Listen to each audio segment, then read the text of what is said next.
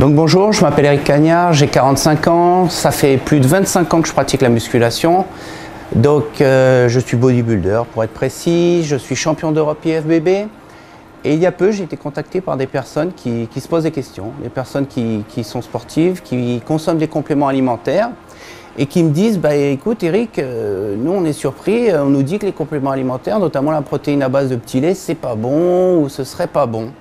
Alors moi je voudrais un petit peu parler de mon expérience, couper court à ces rumeurs, parce qu'il faut être clair, à un moment il faut être clair. Réfléchissez, juste un instant, je vais vous demander un instant de réflexion. Qui plus que les sportifs professionnels olympiques, les bodybuilders, les sportifs amateurs comme moi-même, les sportifs amateurs très impliqués dans la discipline sportive, auraient besoin des compléments alimentaires. Franchement, réfléchissez un instant. Et ces personnes-là, dont je fais partie, consomment des compléments alimentaires depuis plus de 25 ans. Donc je vais vous demander un instant de réflexion et on en parle. Donc on va parler du petit lait. Et qu'en est-il de ce petit lait qui pose tant de questions, hein? Donc il semblerait que la qualité soit pas bonne, que ce soit pas une bonne source de protéines. Et ben en fait c'est tout l'inverse. Je vais vous dire la vérité, c'est tout l'inverse. Et pourquoi c'est tout l'inverse? Parce que le petit lait, c'est la source de protéines qui a la valeur biologique la plus élevée, qui a 100% de digestibilité. La rapidité de digestion est importante, notamment après l'entraînement, pour mieux récupérer. Et de toutes les sources de protéines, de toutes les sources de protéines, le petit lait, ce fameux petit lait qui fait tant débat, est la source de protéines qui apporte le plus d'acides aminés essentiels. Je dis bien essentiels. C'est-à-dire que pour les sportifs, mais même pour monsieur et madame tout le monde, ces acides aminés qu'on ne sait pas fabriquer, que notre corps ne sait pas fabriquer, et qui sont essentiels. Donc j'en déduirais que le petit lait est essentiel. Écoutez-moi un peu, essentiel. N'écoutez pas les rumeurs, c'est une source de protéines indispensable à notre organisme. Et ça, c'est mon expérience personnelle, mais c'est aussi l'expérience. Ah oui, j'ai oublié de vous le dire, j'ai fait une formation en nutrition sportive. C'est pas pour me la péter, pas du tout, mais je pense qu'au bout d'un moment, appelons un chat, et je dirais pas me prétendre médecin si j'ai pas le diplôme de médecine. Voilà, mais la nutrition, je peux en parler. Donc, c'est mon expérience personnelle, mais c'est aussi ce que les recherches démontrent. La protéine de petit lait est la source de protéines la plus intéressante et la plus nutritionnellement parlant. Et donc, j'allais dire, s'il n'y en aurait qu'une à consommer, c'est bien celle-là. Donc, comme je disais, mon expérience, ma formation en nutrition sportive, les recherches prouvent que le petit lait est la source de protéines la plus intéressante.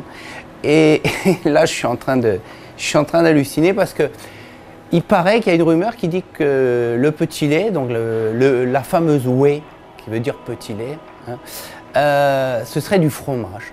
Ah bon, bah écoutez, alors là, on en apprend tous les jours, mais alors là je suis... Allez, on va employer un mot je suis circonspect, c'est ça, on peut le dire? Ouais, je suis circonspect. Franchement, là, il va être temps de rétablir la vérité.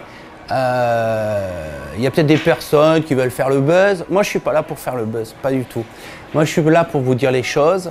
J'aime le sport, je connais l'importance de la nutrition sportive, des compléments alimentaires, et d'entendre des choses pareilles, là, j'en peux plus. J'en peux plus, et c'est un peu... Le petit lait, c'est quoi? Le petit lait, c'est un des constituants du lait, tout simplement. Il est présent naturellement dans le lait. Allez, on va être un peu technique, 20% de petit lait, 80% de caséine. Voilà, j'en dis pas plus. Je veux tous vous garder avec moi, je ne vais pas faire le grand scientifique, ça sert à rien. Quand je vous dis, moi je ne veux pas me la péter, je ne veux pas faire le buzz. Donc on a ces deux éléments au niveau protéique dans le lait. Et on nous dit que le petit lait, bah, c'est pas bon. Ah bon, bah, j'en apprends tous les jours, comme je vous disais. Donc c'est comme si... Faut que je trouve un exemple. C'est comme si je disais, dans une équipe de foot, bah, y a les attaquants qui sont utiles et les défenseurs, ils servent à rien. Je sais pas, vous en pensez quoi? Bah, le gardien, il sert encore moins à rien alors. Allez, moi, ça me fait rire. Ça me fait rire. Non, on va être un peu sérieux. Ils forment tous les deux l'équipe. Le petit lait, c'est pas un sous-produit du lait, c'est pas quelque chose d'inutile, au contraire, et je tiens à le préciser, le petit lait, c'est la source de protéines la plus intéressante au niveau nutritionnel, et j'insiste dessus. Donc c'est quelque chose qu'il faut comprendre, il faut vraiment que les choses soient au clair. Je reste simple, je ne rentre pas dans les détails, c'est important de le comprendre. Et le petit lait, c'est la source de protéines où le taux d'acides aminés essentiels est le plus élevé. Voilà. Donc voilà, je voulais aussi vous parler d'une autre rumeur. Donc après la rumeur sur le petit lait, qui j'espère vous a été éclaircie, je voulais parler d'une rumeur sur les gainers. Oh là là, les gainers, Eric, tu sais, on m'a contacté, c'est pas bon, il paraît qu'il y a du sucre dans le gainer. Donc je vais vous parler du gainer, oui. Le gainer, il y a du sucre, le jumbo, voilà.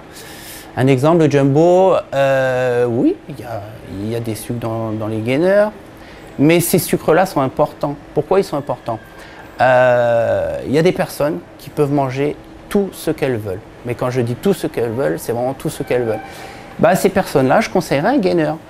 Et d'autres personnes qui ont pu utiliser un gainer et qui n'en avaient pas besoin vont dire qu'elles ont été pas satisfaites. Ben oui, mais bon, le gainer, c'est pas pour tout le monde. Le gainer, il y a des personnes qui en ont besoin, il y a des personnes qui n'en ont pas besoin.